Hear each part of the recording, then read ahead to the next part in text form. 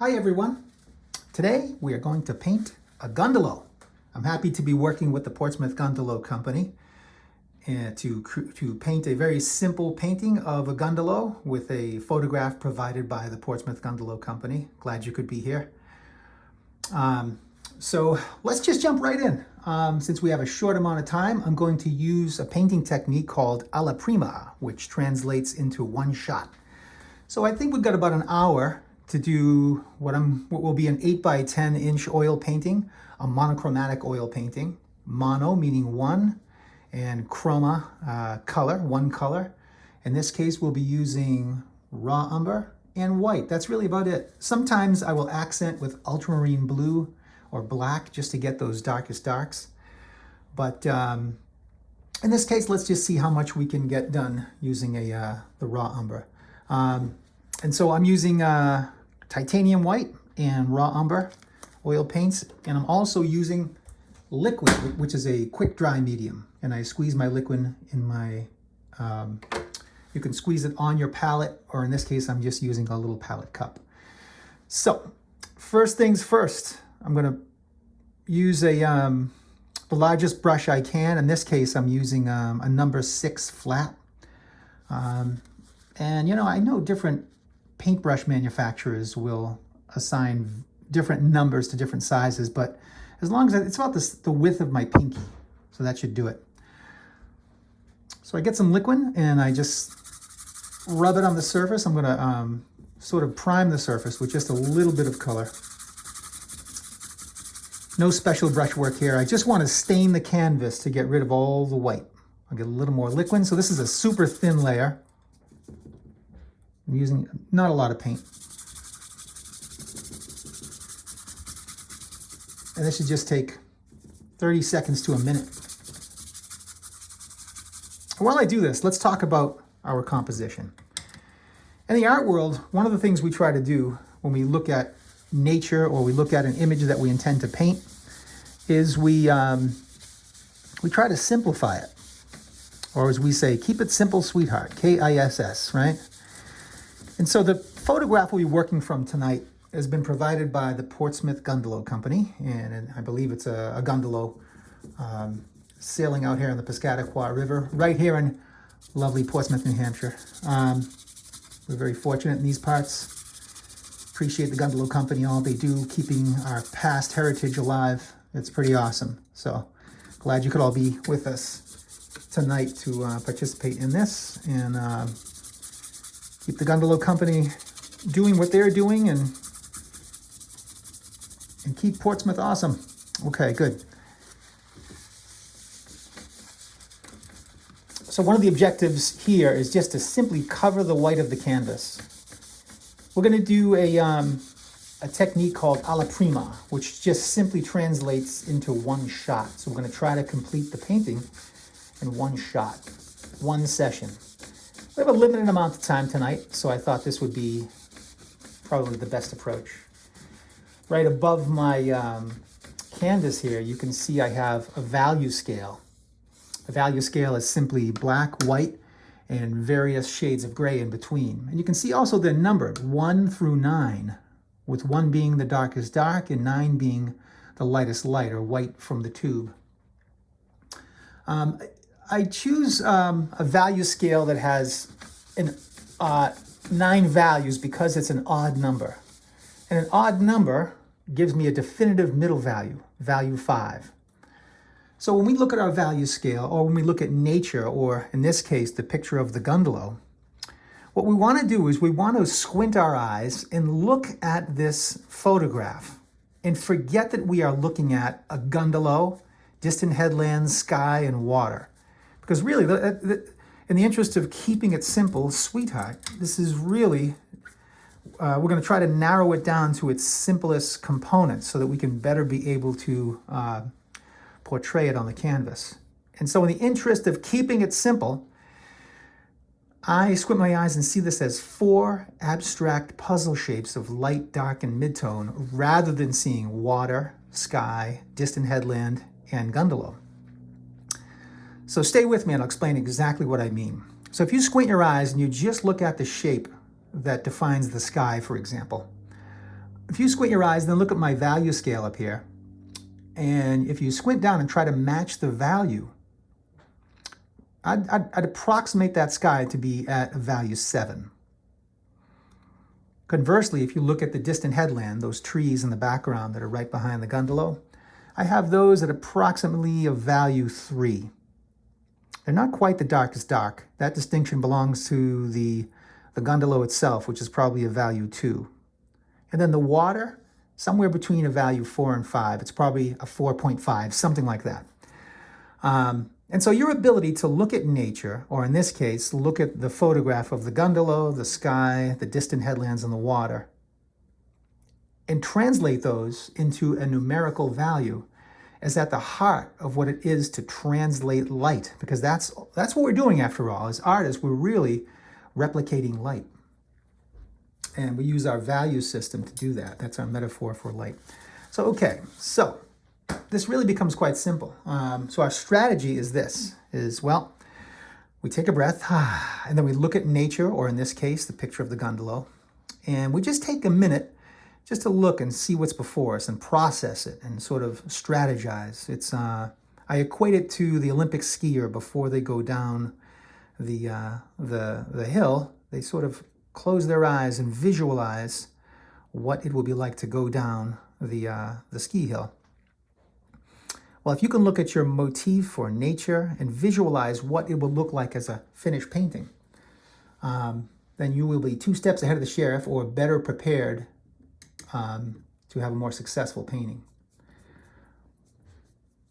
So what do we have before us? Well, we have, let's see, if we squint our eyes, we have 4 simple shapes: sky, distant headland, water, and the Gundalow itself.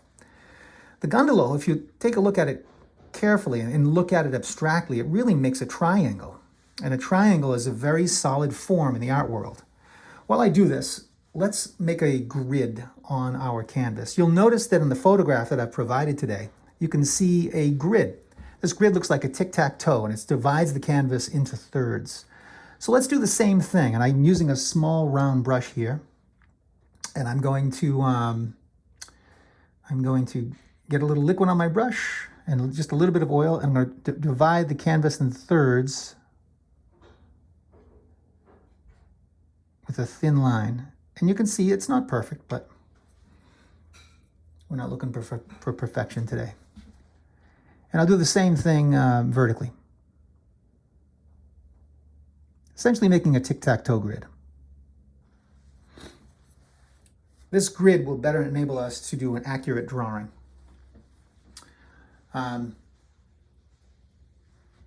Okay, so now we have a very simple composition. Our triangle. A triangle is a solid design form, and it was used actually to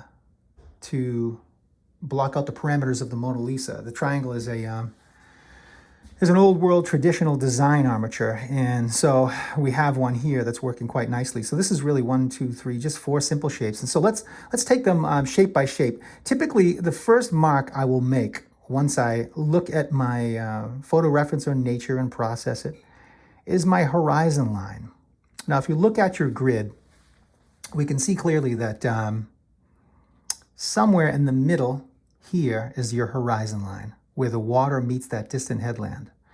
I have it maybe, if we're talking about thirds, it's in the middle third, and just slightly north of halfway up, I see my horizon line there. So my first mark will be my horizon line, and I'll just paint that right in. Okay. Doesn't have to be perfect. If you're using you can use a ruler or a straight edge or something to get that accurate, but in nature you very rarely see straight lines. Those are typically subordinated to architecture or man-made things like the mast of the Gundalow here. But in our case, we have an organic waterfront where the headlands meet the water, so we will just kind of paint it in loosely, right? So we start loose and get detailed later. Okay. You can see that the top of those distant headlands comes below this line here, right? So it's approximately somewhere in here. And it's not straight either. And so I'm just going to sort of make organic-like shapes that look kind of like the tops of trees and just draw it all the way across. And that's going to represent our distant headlands. So just by making these two lines that represent the distant headlands, we've already defined where the water is, the distant headland, and the sky. And all we've really done was make two lines. That's it. And so now the next bit is to get the Gundalow in, right? And so when I look at the Gundalow, I see two distinct shapes that pop out to me. And if I squint my eyes a little bit, the ones that I see first, I call the high reader, or the thing that is most obvious to you. And the one I see first is the Gundalow itself, the body of the Gundalow. And it looks like it's right here below this line here, right? It's like just a big horizontal shape. Of course, it hooks at either end. And then you have the diagonal of the Gundalow itself, the mast, rather. Okay. So, watch how easy this is to find. We see that the Gundalow is right here, right below this line, and we want to see where it ends, where the bow and the stern is. So the stern of the Gundalow is right about here, right? With our grid system, we can see that it touches this line right about here.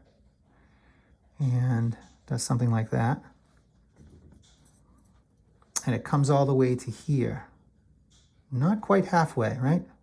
Maybe a third of the way there. Okay, believe it or not, we are almost done. So this is pretty much how I start all my alla prima paintings. We start with a two-dimensional linear drawing. Then our strategy is to simply pre-mix our color, or in this case, our values. We'll get to that in a minute. And just more or less fill it in.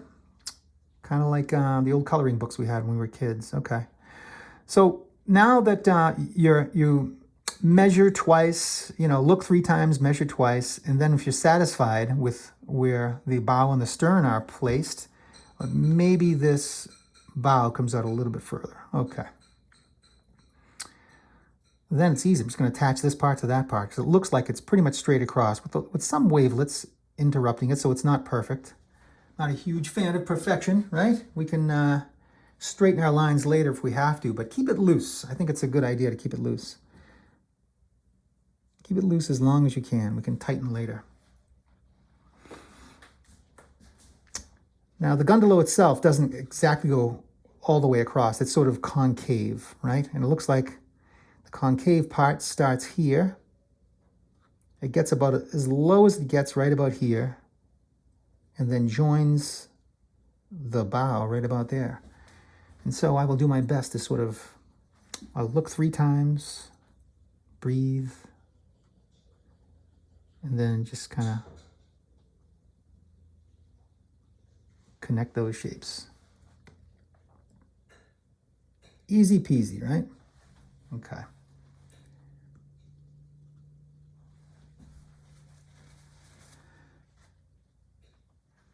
Very good. All right. A good composition is a composition that has 5 or fewer major shapes. So just to be clear, if you look at your photo reference, you can see that there are, maybe 4 major shapes here. The sky, the distant headland, the water, and the sail of the Gundalow itself.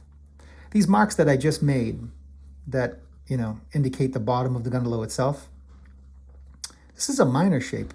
Major shapes are shapes that you see standing across the room with squinted eyes, like 5 or 6 feet away. I'm just taking the paint and I'm going to fill the Gundalow in. Because this is my darkest dark. And it happens to already be on the brush, okay?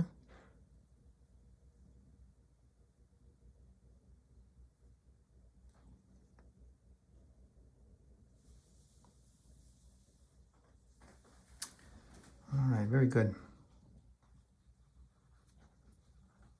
Taking my finger, I'm just going to soften that edge a little bit. Voila. And it looks like, I asked myself, where else in the painting am I seeing this color or value? And I see there's, forgive me if I get this wrong, but it looks like a little rudder back here. Is that right?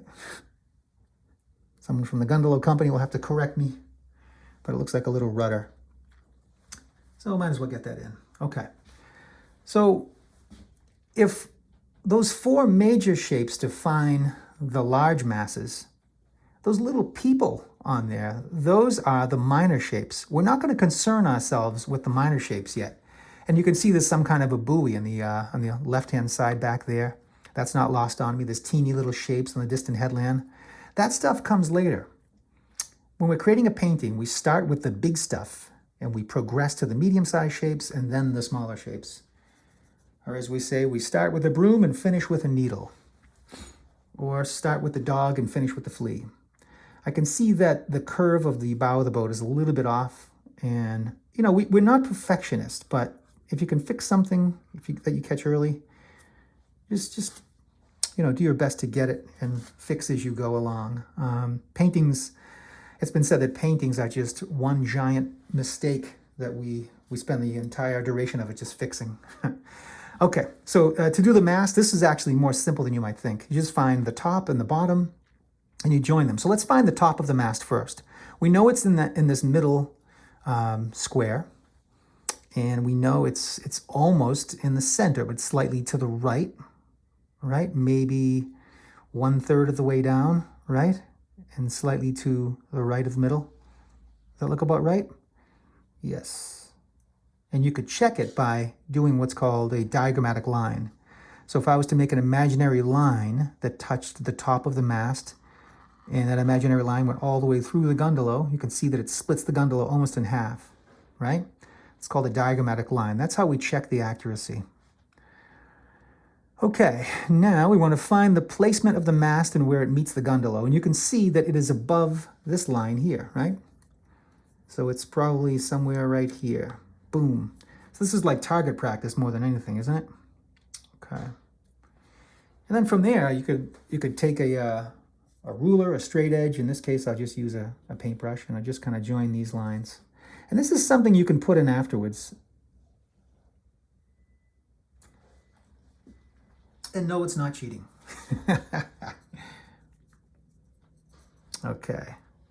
And it looks like there is another one here that is to the left of this line here. And it goes about halfway up and meets the Gundalow right about there. Meets the Gundalow mast, rather. We can beef those up later on. How about that? Okay. All right, that's really about it. We'll come back and put the people in later. Okay, and so for the mast of the Gundalow, the mast clearly starts here. So again, we're looking for the big shapes. And the bottom of the mast, remember, it's just like target practice. Where does it end? It's clearly in the middle square. And if I find the center, I can see that it is below the center, maybe, right? Yeah, maybe below the center, slightly to left of center, somewhere around there. Does that look about right? Does to me, by golly. Okay, and we said the top comes there. And this one is catching a little wind. It's not quite a straight line. And it has a slight little curvature to it. Voila. Yours doesn't have to be perfect. We're less interested in replicating nature. In other words, we're not trying to make a photographic representation of what we see. It's our poetic interpretation. We are poets, not reporters. We're less interested in reporting what we see and more interested in our poetic interpretation. Okay, so the mast meets the Gundalow right about here. It obstructs that.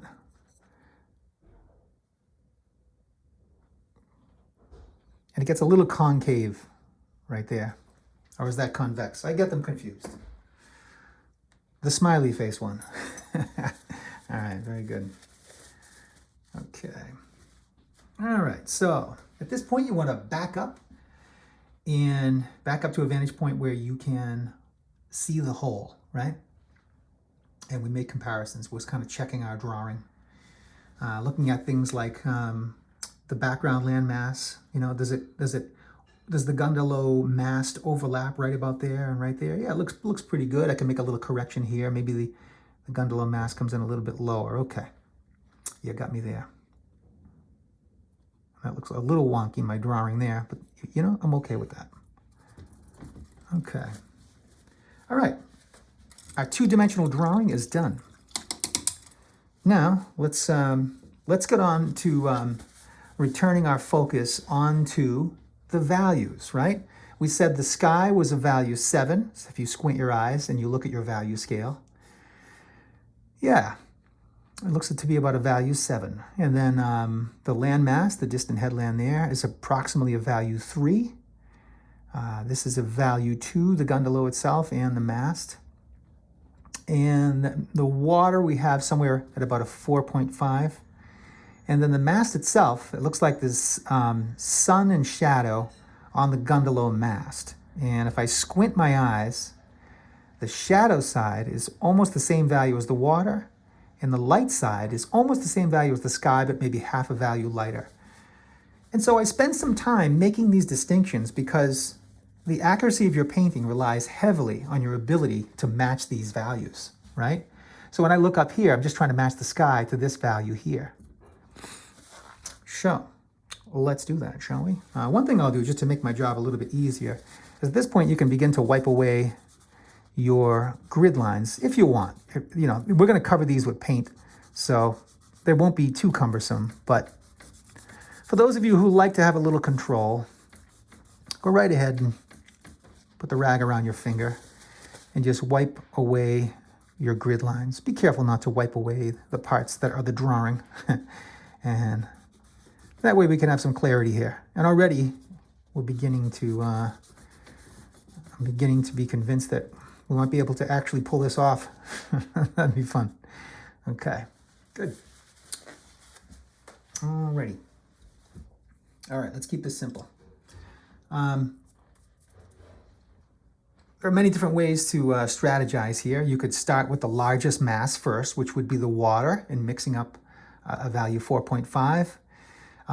You could start with the darkest dark, which we already have really, but you could start from dark to light, which would mean you would start with the distant headlands.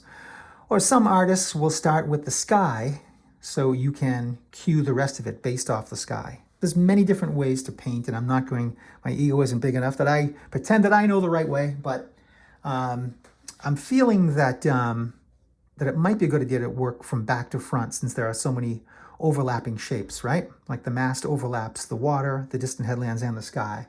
So maybe we'll start from the back of the painting and work our way to the front. Very good. So this is simpler than you might think. So I'm going to take a brush and load it up with some clean liquid. If my liquid gets too contaminated, I will clean the brush off and squeeze out new liquid. But that is clean liquid. And I don't use that much, you know. You can see I'll put some on the canvas here, and it's just a little, just enough to wet the paint. And liquid is a quick dry medium. It speeds up the drying time of the paint. Okay, so squinting my eyes and looking at the relative value, that value number 7. And here's a little trick if you're trying to match values. Anything above a value 5, mid-tone value, so value 6, 7, 8, or 9, start with white. And I'm going to put white into that liquid that I just laid out on the canvas there. Start with white and then mix color into it rather than the opposite. Wait, say that again? I know you were thinking it, so I will say it again. If you are going to mix a value, in this case the sky, which happens to be a value 7-ish, anything above a 5, which includes 6, 7, 8, or 9, start with white and then pull color into it.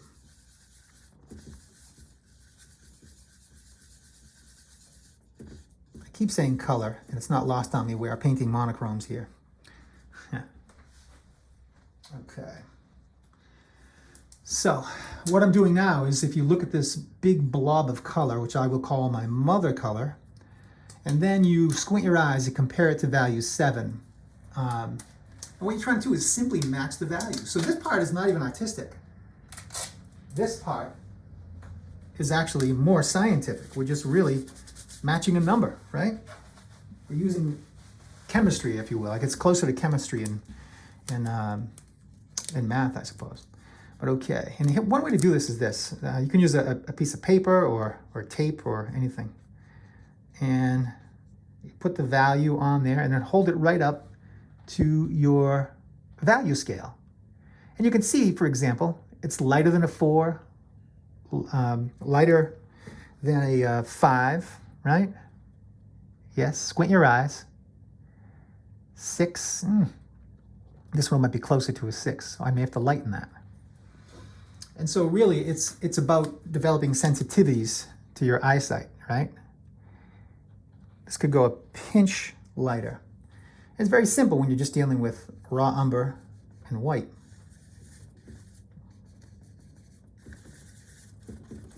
Just a pinch.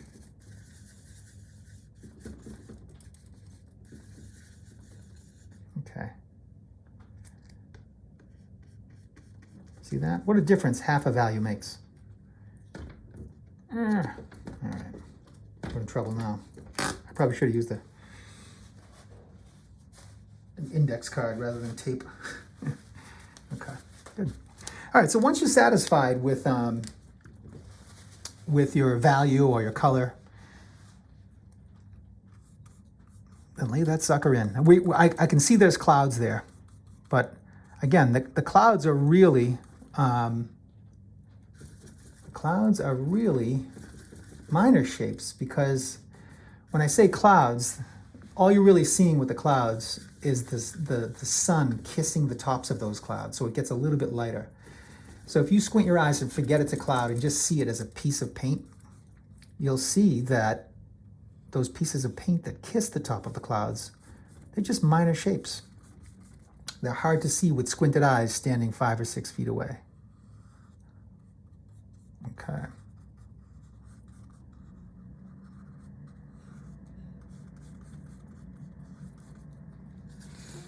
If you don't mix up enough paint, just stay with your mother color and keep pulling color on the side so you can compare it. You see that? So we get a little brown. We're just trying to match the value. That obviously needs a little more white. And after you do this for a while, you develop sensitivities to distinguish subtleties within the value range. You know, you can mix values 7, 7.5, 7.3, and get subtle variety within your value families. Okay. It's fun already. There's something relaxing about whipping a brush through paint. I don't know what it is, but I swear it reverses aging. It's relaxing. This, as you may already know, painting is a right brain activity. And right brain is the artist's hemisphere of the brain. And there are healing properties if you can tap into the right hemisphere of the brain. So if you listen to music, classical music particularly, where there's no words, if you do puzzles are abstract, those are right brain activities, and so is painting and drawing. Art therapists have tapped into the bountiful healing property world of art and painting and craft.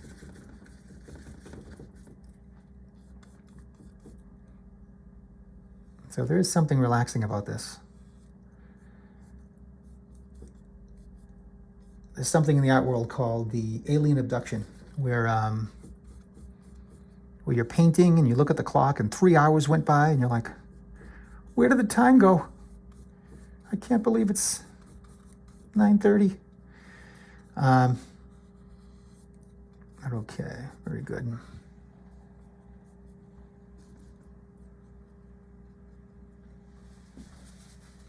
Okay. Excellent. Voila, there is your sky. So we just want to cover the surface, that's it. Nothing fancy, no fancy brush work. I'd say the paint quality, it's probably like as thick as a dime, maybe? Maybe? I don't know. Yeah, about as thick as a dime. How about that? All right. So I'm squinting my eyes and I'm comparing, seeing if that looks like about a value 7 to me. Right about there, if you squint your eyes. That's what you're looking for. If you're half a value off, Don't be too hard on yourself, right? We just do the best we can. All right. Using a clean brush, I'm going to move right down to the value 3 that defines the distant headlands. So now if it's a value of 4 or less, or value 5 or less, you can start with the actual color itself, right? Or in this case, brown. So we'll do the same thing here. As you can see, I'm mixing this on the canvas. You can telegraph it also, so I can see what it will look like on my painting by looking at it on the canvas first. Now, I will tell you some insider's knowledge. I happen to know that raw umber, when you squeeze it from the tube, is already a value 2 or 1.5. So we have to lighten it to make it a 3. And I can just a pinch of white will do that.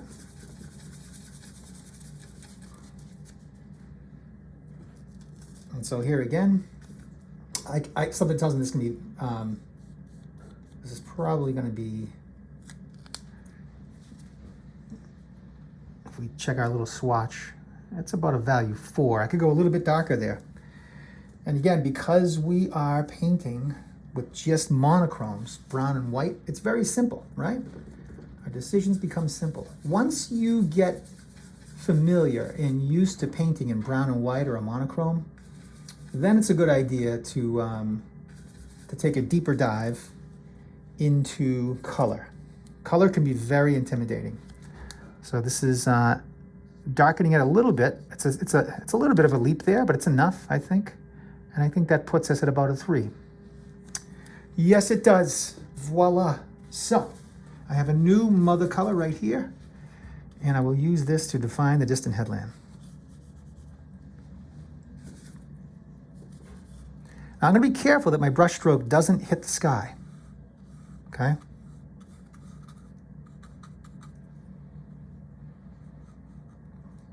Doesn't hit them. Leave a little room, because I'll come back later with a more sensitive brush stroke and weave them into one another carefully, right? Because you don't want to make, I don't want to contaminate it. So I will leave that for a later stroke. I'm deliberately not painting up to the sky. You can get close, but if you can, avoid painting right up to that sky. You'll see why in a sec here.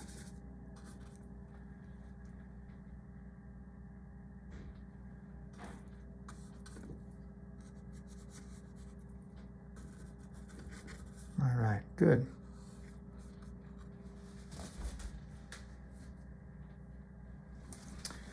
All right, now I'm gonna load my brush up again, make sure I have enough paint on there. Again, I'm thinking about as thick as a dime. Does that make sense? About as thick as a dime. Okay, you can see the consistency of the paint here. It's not too thin, not too thick. I'm pretty much in control. And this stroke will just be a little careful. It will kiss the sky, the brush, but I will keep it moving. I won't noodle, and it's almost like I'm just gonna lay it down and leave it. And I'm making organic shapes like the tops of the trees, right? I'm putting variety in them. It's not a monotonous camelback, camelback, camelback. I will load the brush up again. So, in other words, when I say camelback, camelback, I got 2 camelback humps there, and maybe it goes straight for a little while, right? And I just wanted some variety in there, and I'm just kissing the tops of those trees. The tree line, rather, is kissing the sky.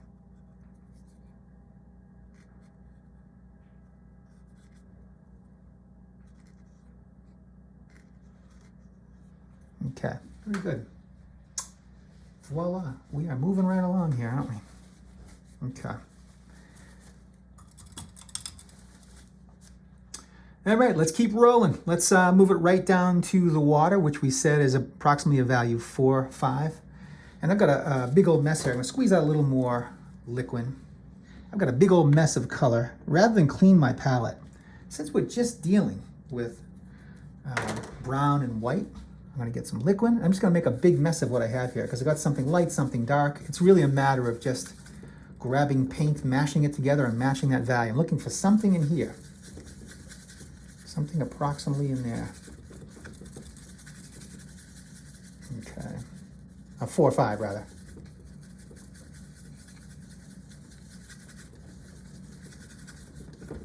And same thing, you can grab a swatch, paint a swatch in there, and try to match it to somewhere between the 4 and the 5. What do you think? Squint your eyes. That looks like a 5 to me. And so, let's see, we're not interested in modeling yet. Modeling means, you know, making shapes that sort of define the textural surface of water, for example. All right, I think that could be a little bit lighter. I'm just gonna grab a little white, pull it down in there, a little more liquid. So we're just matching values, right? Easy peasy, pumpkin squeezy, baby. That's right. All right, again, we are not going to touch the distant headlands with the water. I call this tree mass back there, the distant headlands. And you can see the distinction. So let your eye look at your photo reference, right? Sky, distant headland, water. And just make sure you've got those masses in there, okay? And again, you're going to leave a thin line where the water does not touch the distant headland. Right here, you might get a little noodly getting super close into your, you can use a smaller brush if you find it difficult to do with the big brush. I try to use the biggest brush I can for as long as I can.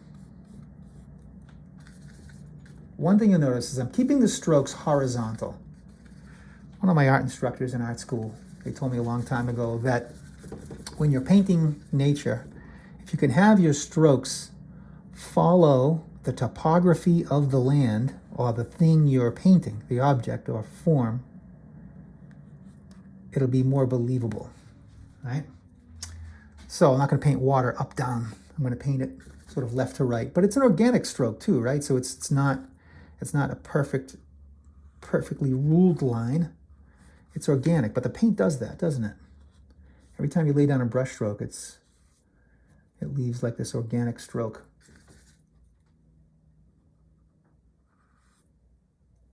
All right. So these are the large masses. We start with the broom, we finish with the needle. And so as you're painting this, just know that you will come back and make smaller accents later.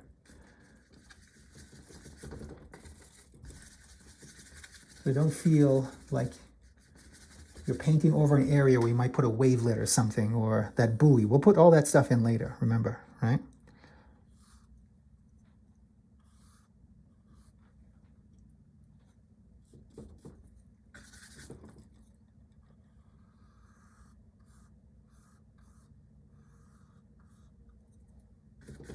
Great thing about a simple composition is you can already see it. You can see the finish line already. Take a look, even with these little simple masses, we already have something that's already somewhat defined. You can see the end. You can sort of glimpse what it's going to look like. Okay, good. You do have to do a little careful brush work, staying in the lines. Remember when you were like 5 and 6 years old? You were so much cooler if you could stay in the lines. Yep. That's how we determined who the cool kids. I could stay in the lines. All right.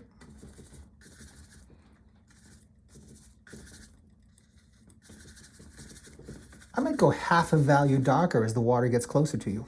How about that? Just to put variety in there. And there's no fancy brush strokes here, is there? A little liquid, a little paint. Squinting my eyes.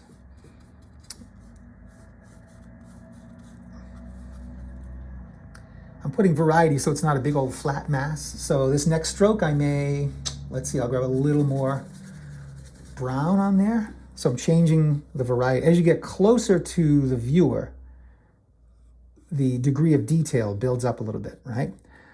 So we started our water with a value 4.5-ish, something like that, right? We're not working in exacts. Exacts can be boring. We are looking for expression. So I'm leaving little holidays there so you can see through, right? You can see the background there. I'm okay with that. That is putting some variety and detail. You can see these little wavelets anyway. And so now my stroke is it's doing this. It's a little wavelet-y. I'm using the thicker part of the brush as I get closer too. I'm gonna get darker as I get closer. Just a little bit, fraction, right? So if that's a value 5, by making it a little darker, I'm pulling it towards the 4. So it's a 4.5, something like that.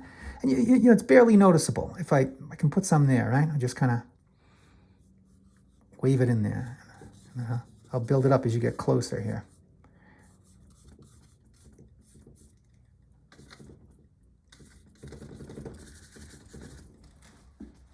Okay.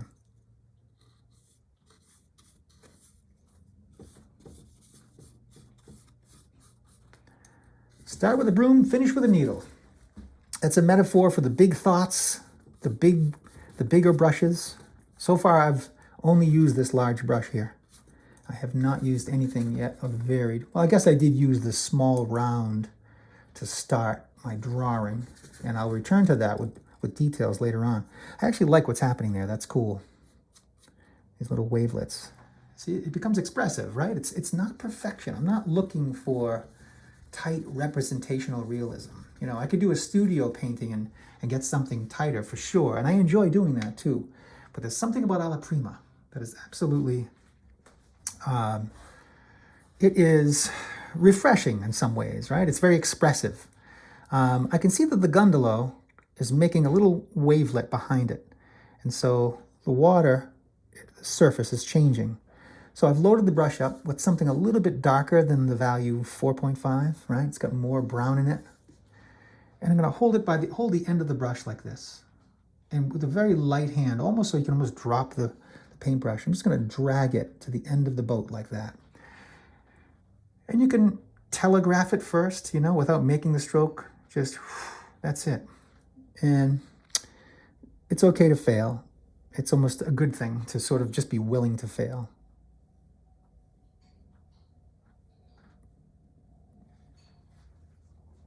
Okay. Now I can see that the Gundalow is, it's creating a very subtle shadow. I should say the Gundalow mast is creating a subtle shadow in the water. It's very, very subtle. And so, and it's sort of in this area here. Take a look at it first and sort of, again, telegraphing it. So I'm going to make some darker marks just in this area here, right? So the sun is not hitting the water, so it's creating a little shadow here, but it's very, very subtle. So I'm going to load the brush up again in the same way I did there. And this is subtle. And so from this area here, coming down, I'm just going to kind of weave the brush in this manner. It's like a little upward stroke, little smiley face strokes, kind of.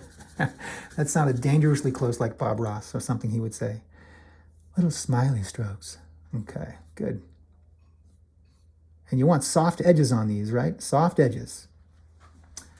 Hard edges are subordinated to things that are man-made mostly, right? Or things you want the viewer's eye to stop at. Hard edges stop the eye and come forward.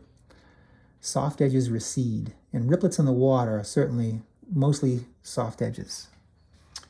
You can now load the brush up with dark paint here. And if you squint your eyes, you can notice that in the foreground, in front of the boat, the water in front of the boat does have a few sort of little dark notes. And they are just, I'm almost going in like I'm spearfishing, boom, boom, and just making teeny little marks here and there, boom, boom, right? Just a few of them.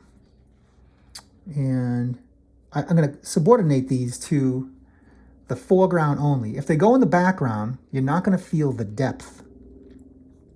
By subordinating these little marks to the foreground, we follow the academic rule in painting that says texture comes forward and the absence of texture recedes. In other words, put the detailed stuff in the foreground to middle foreground. I'm just dragging the brush lightly over them to soften the edges, okay? Voila, there you go. Good. It feels like water to me, somewhat. A little chop on the water. I might put evidence of some of it back there, just evidence. All right, very good. All right. We're getting dangerously close to finishing up here. Okay, good. Now the value of the water we said is a 4.5-ish. This mast is very close to that value. I've enhanced it in Photoshop just to make sure. So I'm still dealing with this mother color, this pool that's approximately that value. And so I'm going to put some of that in here. Just kind of look at it. Okay. Yep, I'm satisfied with that. Okay.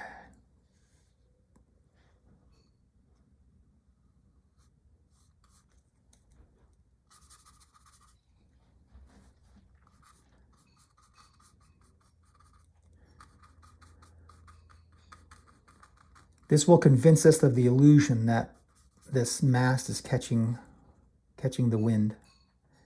And you can see it only takes up about half of that sail, right? Just about half. Mine gets a little clumsy at the top, so there's no reason why you can't take a rag in your finger and just kind of mess with that, get it just right. Okay.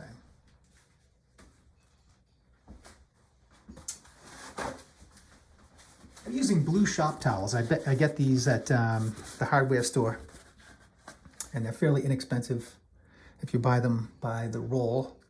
I get like a 6-pack of them.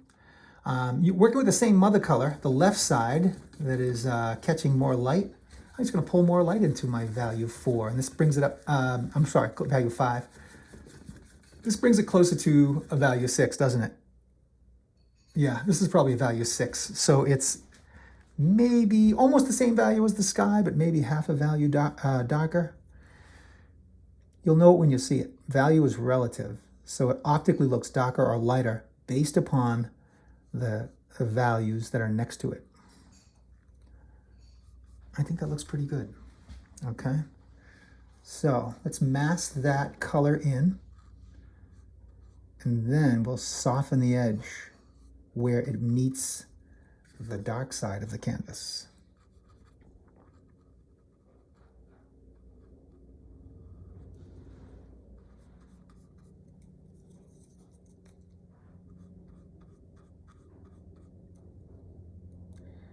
Okay. All right, so the difference is, if you look at your photo reference, where these two meet, it's a softer edge. The way we've painted them in is a hard edge.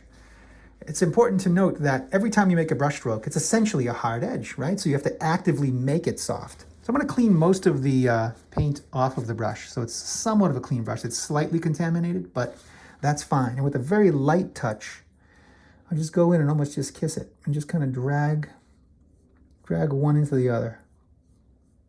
And just kind of play with the edge. You can even scribble a little bit.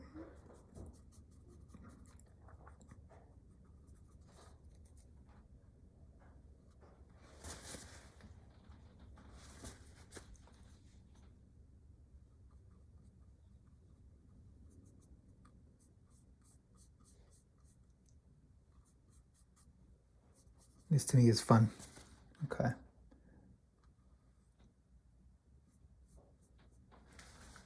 All right, good. You see what happens when you soften that? It actually feels like canvas as opposed to, hard surfaces that come together and have a much sharper, definitive hard line. Okay, very good. One thing I'll do is I'm going to actually get a little more white, pull it into that, and just give it a little kiss right here.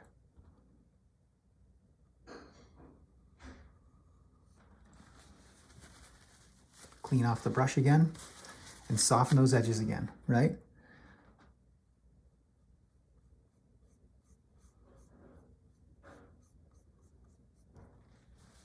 Here we go. Now you can feel the direction of that light. Very good. Alrighty. Okay. One thing we forgot to do is pull that water line in the distant headlands. So let's do that now. It's the repair shop time. So now we've started with the broom. Now we have to finish with the needle. That means fixing little accents, right?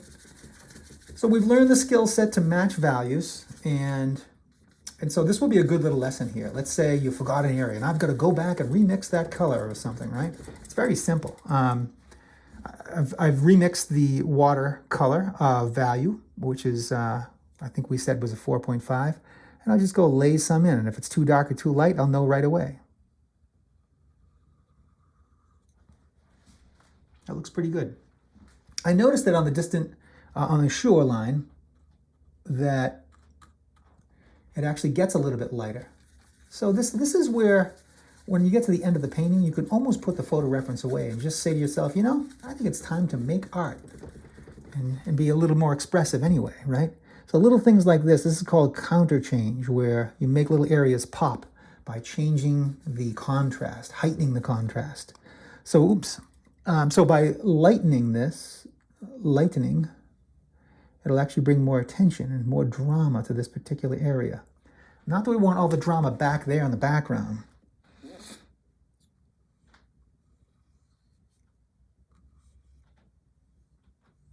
Okay. Soft edges, okay? So whereas that's a hard edge, I will clean off the brush again, and I'll lightly drag it over the top where these two values meet. Soft edges recede. So this is background information. This is behind the Gundalow. The Gundalow is our focal point. It's our lead singer. So all the hard edges should be subordinated to the Gundalow. So we'll soften edges behind there. Okay, good. Same goes for where the trees meet the sky. Let's have some fun here. I'm going to mix up the same value as the trees, which we said was a value 3, okay? And we're just doing little accents here. I'm going to take that value 3 and lighten it a little bit, bring it closer to a value 4. So we want a slightly lighter version than the trees, okay? So a little more white, a little more light in there.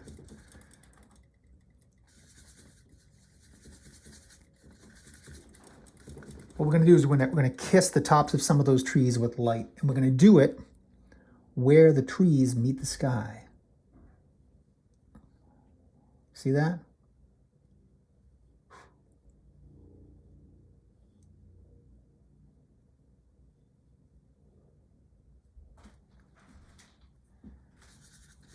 Okay. Now it's a hard line now. Remember, when you make these lines, I'm going to go back and soften these in the same way I soften the Mast, and the same way I soften the edge where the water meets the distant headlands. So I'm looking at my reference, and notice there's no fancy brush work here. I'm using the side of the brush, and I'm trying to see what nature looks like, looking at my reference.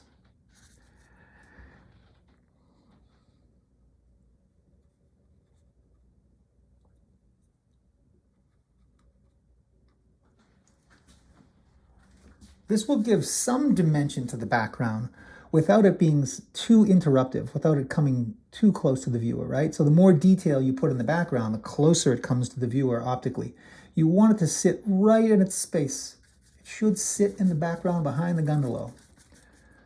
So when you make a few marks, it's not a bad idea to step back and kind of observe the marks you made compared to the whole. So there's a little distant shoreline here. There's a teeny little tree there, right? So we're just making accents, just accents.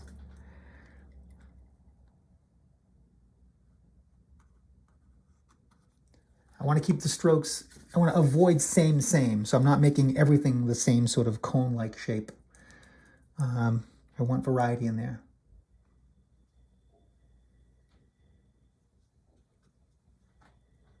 Okay, good. And just again, go back and make sure your edges are soft. Because hard edges come forward, soft edges recede. So there is a subtle balance in all of this, right? Okay. And if done carefully, you can create the illusion of distance.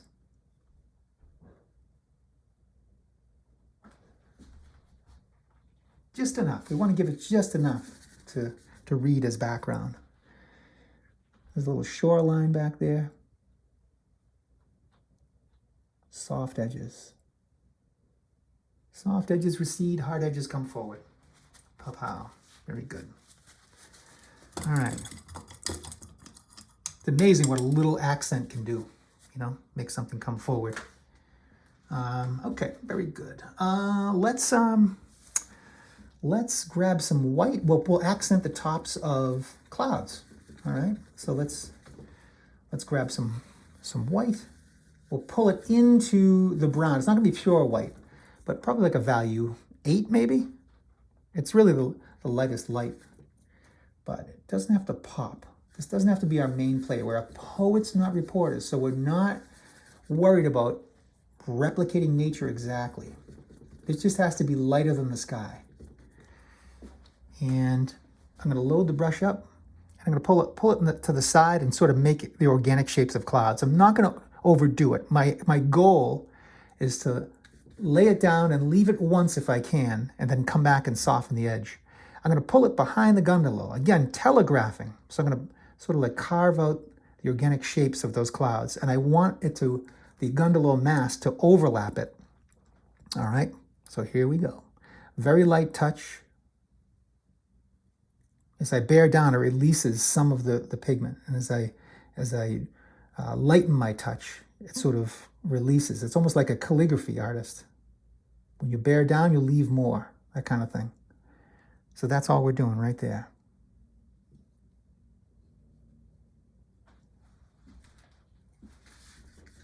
Load up your brush again.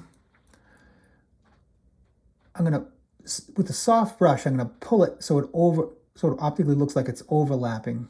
So the mast itself is overlapping.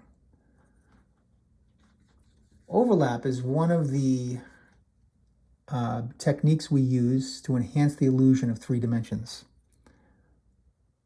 So the fact that the mast overlaps this tells our brains that something's in front of something. And if something's in front of something, there must be 3 dimensions in here. Because don't forget, we're just painting on a 2-dimensional surface here.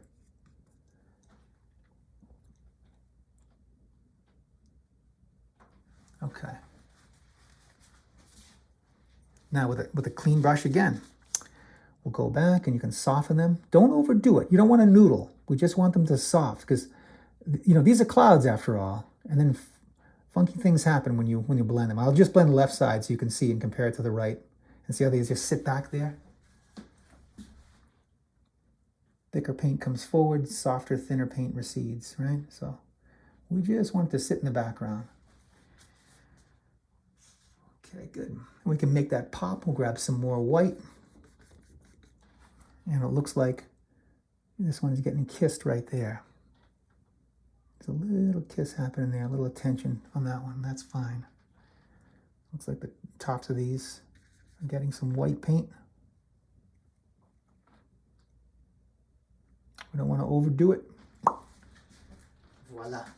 Okay.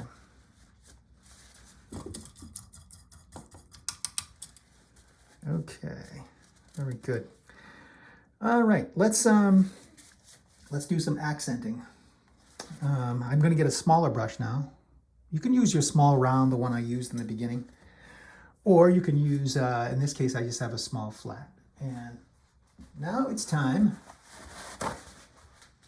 to accent the little things that kind of pull it together, right? So here we go. I will get something dark and clean up my mast.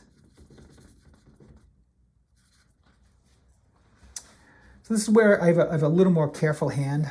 I'll take my time, I'll breathe.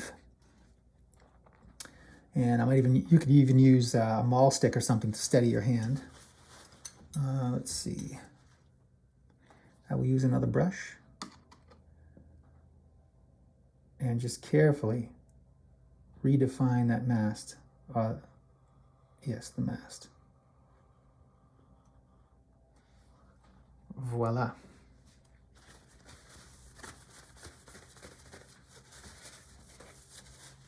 Okay.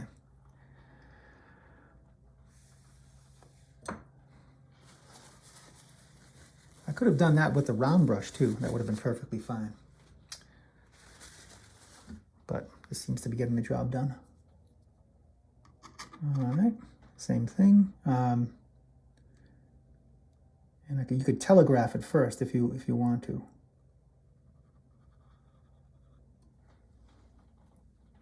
I can see it pops back here. Boop. All right, good.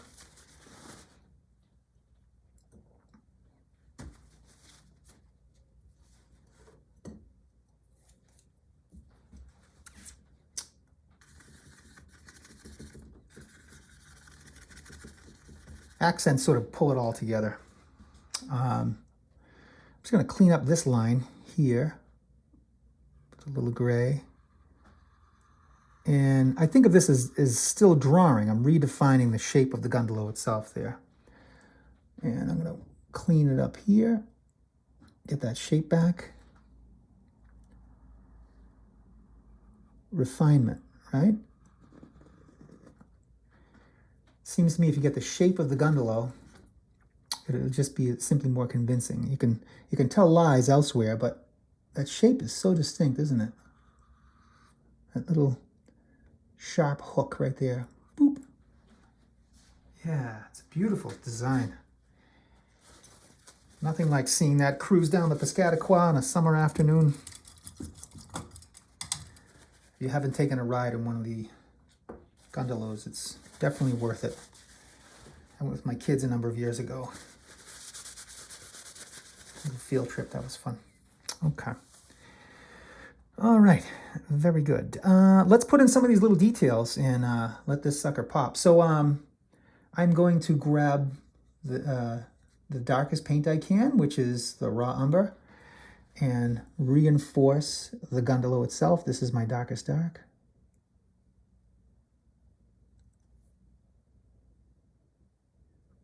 And this is my most careful brush work.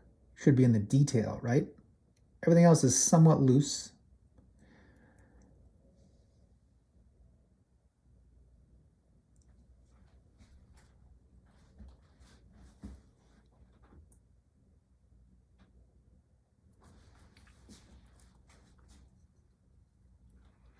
Okay, we're going to take back our rudder.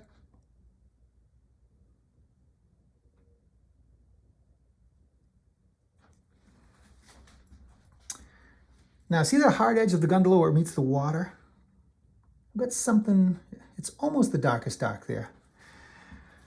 And I'm just going to, it's like a shadowy area, and it's really about softening that line here. So with a soft touch, I'm just gonna make little touches.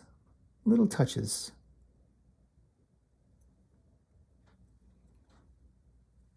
I'm gonna get a gray, and I'm gonna reinforce some of these little teeny wavelets with my darkest dark. Now I've got wet paint here, and so it's, these marks will, I run the risk of them being contaminated. So that this is really calligraphy here. These are marks that I don't wish to blend all that much. And so I'm just going to make a few of them. And they are going to help define the foreground in the same way we did before. We sort of laid the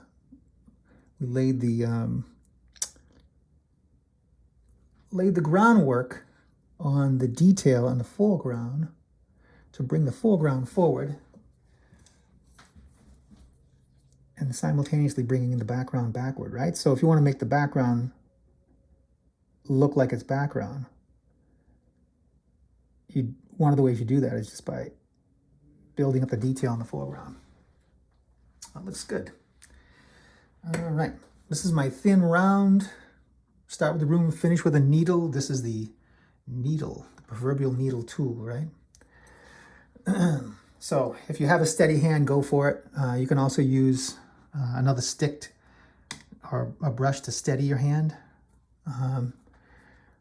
Some artists use a maul stick, or you can use a cane, whatever you want. I'm going to freehand this one. Good luck, right? So I'm going to telegraph it. Telegraph just means without paint, without the brush hitting the surface. I want to make a little mark there that helps define that contour. It just cleans it up, that's all. And this one I will steady my hand a little bit.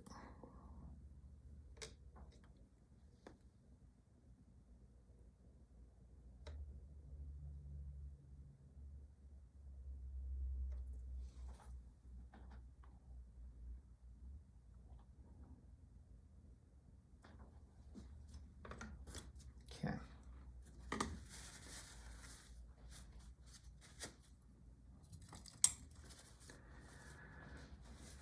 All right, we are closing in. Let's get some more dark paint on our accent brush. And let's, we see a little flag waving back here. We are poets, not reporters, so I love the snap of this flag.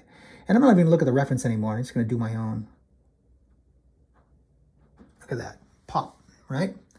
We are poets, not reporters. And I don't even have to have the little string. Your brain can fill that in, or if you are the control type, you can certainly put it in there. But I'm good.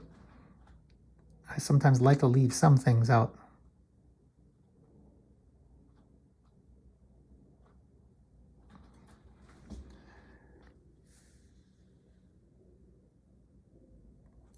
Okay. Little accents. There's a string here too. Oh, good Lord, here's where I screw it up, right? So I'm gonna just drag from here to here. So I'm looking at where I am, and I'm looking at where I'm going. And try to do it in one quick little stroke. Just leave a piece of it behind that. That's all I need. Okay, good. Oh, good, we are definitely getting there. Okay. All right, so now the fun part. There's a little flag on the back of the boat. That's fun little accent. Just little marks.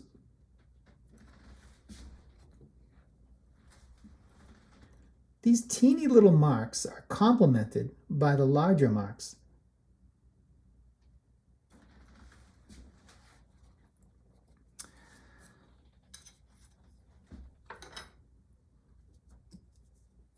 Paintings derive their interest from juxtaposing elements. So they become interesting when you have something big next to something small, something dark next to something light. Just going to take a soft brush and just clean that up a little bit. Okay. And so these small accents actually make the painting more interesting. It complements the much larger shapes. Okay, now's the fun part, putting people in. Looking at the little teeny gray shapes that I see on the boat that are not people. Things like this thing. Not sure what it is. It's just little things. I'm squinting my eyes anyway. There's another little gray thing here. You don't even have to know what it is. These are abstract at this point. Your eyes and your brain will look at the larger shapes first. And the small stuff, you just sort of, your brain believes it, you know? It just, it trusts that it's just stuff. There's something that looks like this over here. So these are just marks. 1, 2, 3, 4. They're just marks. Look at the photo reference and you just see them. There's, obviously this is the mount or whatever it is that houses the mast. Okay. And now we get some dark paint and we put in some people. Now there's a lot of people on this boat. You can put your family in there, your friends, whatever you want to do. But I like the arrangement of people on this boat. There seems to be a large cluster in the middle. Whoops, that wasn't supposed to happen. But you can watch what I do in cases like this. There you go. It never happened. But okay, so there's a big concentration of clustered people in the middle. And so let's do that. Right in the center of the mast there's a bunch of folks. And they're just teeny little shapes. That's all they are. So these are just calligraphic shapes, aren't they? There's a couple right here. They're overlapping each other. So because it's wet paint, I'm picking up paint every time the brush goes down. And so I will clean it off, reload it. Just making little downward strokes. That person is sitting. Maybe here's one standing. That's Edna and Jeff. Here's Mr. Montgomery. He was at the wedding. And his sister Irene is over here. They were fighting before they got on the boat, so she got away from him. All right. Excellent. And over here, those are the Murphys. Okay, good. Excellent. We have people on a boat. Let's put a few more. How about that? Maybe there's a guy over here.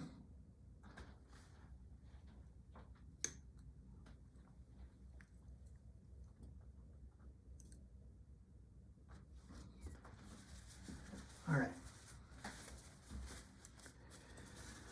We have ourselves a Gundalow here. I think just a few more accents and I think we're good. We are good to go.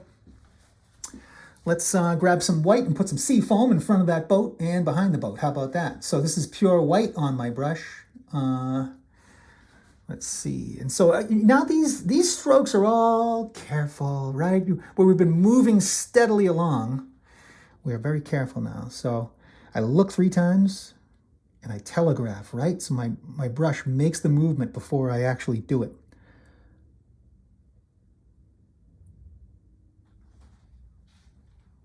Voila. If you can do it with one stroke, you're better off. And at the edge of the boat, there's teeny little wavelets. So I'm going to control my hand here. And just drag the brush along. There we are. Maybe there's a couple of kisses there as well. All right.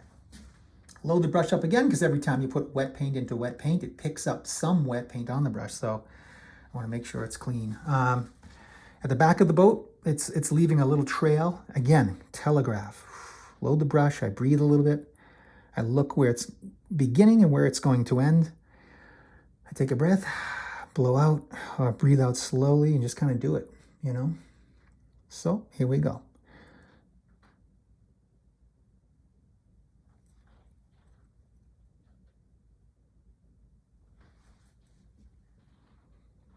I could take a clean brush and just kind of gently go over that to soften the edge. See that? Soften the edge.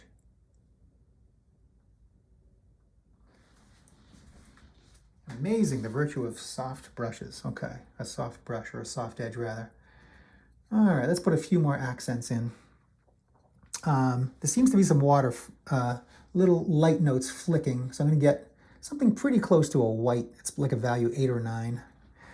I love accent time. It sort of brings it all together. And again, it works its way down here. I'm not sure what's happening, but there's some sort of reflective quality that's coming down here. And so we'll just kind of let the brush dance and do its thing. Boop. And again, it's in the water, so we're going to soften it. We'll get another clean brush, and we'll just kind of drag it over it very little bit. Just drag it. I don't know what happened there.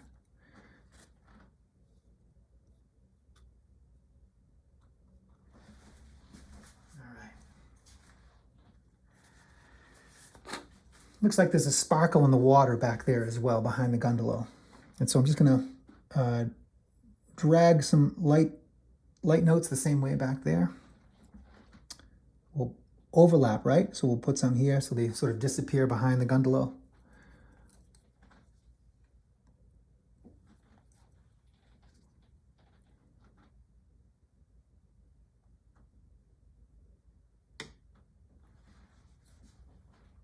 Make marks, we take a soft brush and we soften these, right? Because they're in the background. Soft edges recede.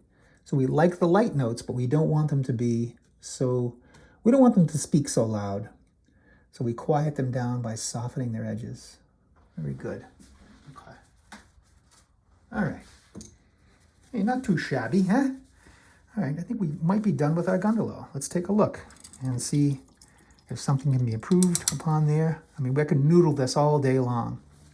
I think the only thing I'll do is I will noodle the background where the trees meet the sky, just really to keep the texture back there. And I'm actually going to use, I'm not going to use a small brush like you think I would. I'll use the brush that I started with. And this is clean. I will muddy it up a little bit. I'll use my, I'll try to like match the value of that sky there. Maybe something lighter, right? So this is maybe a value 5.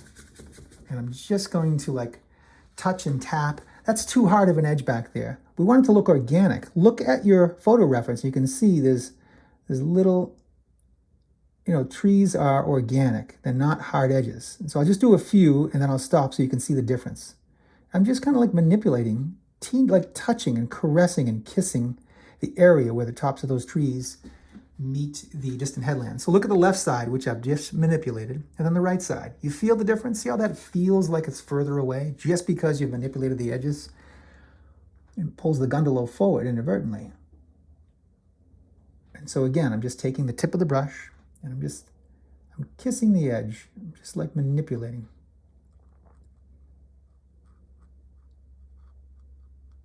It's like a kinetic movement. I'm just like a little up, down, a little scribble, if you will. It feels to me like the tops of trees. And that's it. Because it's so far away, we do not question that. All right. Okay, I think that looks pretty decent. If I do say so myself, we have a little Gundalow. Not too shabby for a little alla prima Gundalow. And so we'll just kind of clean up some things, and you know, you can spend as much time as you want with these things. Super fun. I like to give myself maybe like about an hour or so. If you limit your time, you get less noodly. Because I can noodle, let me tell you. I like detail. And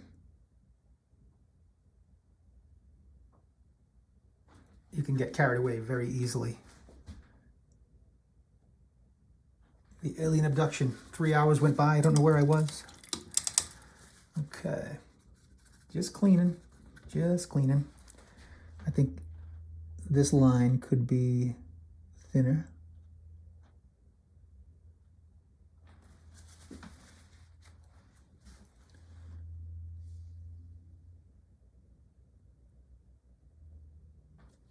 Okay.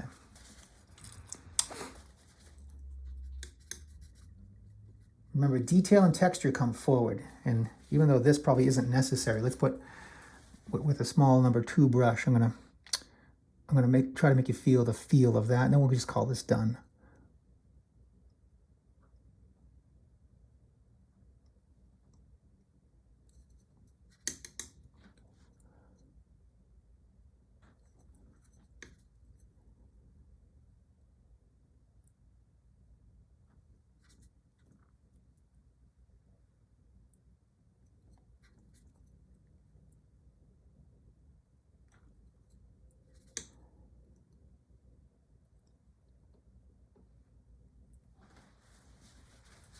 All right, very good.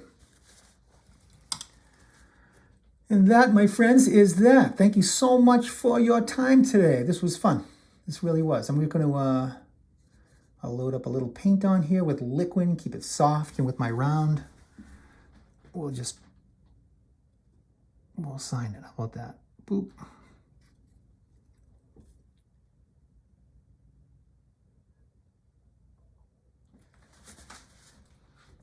My clumsy little signature.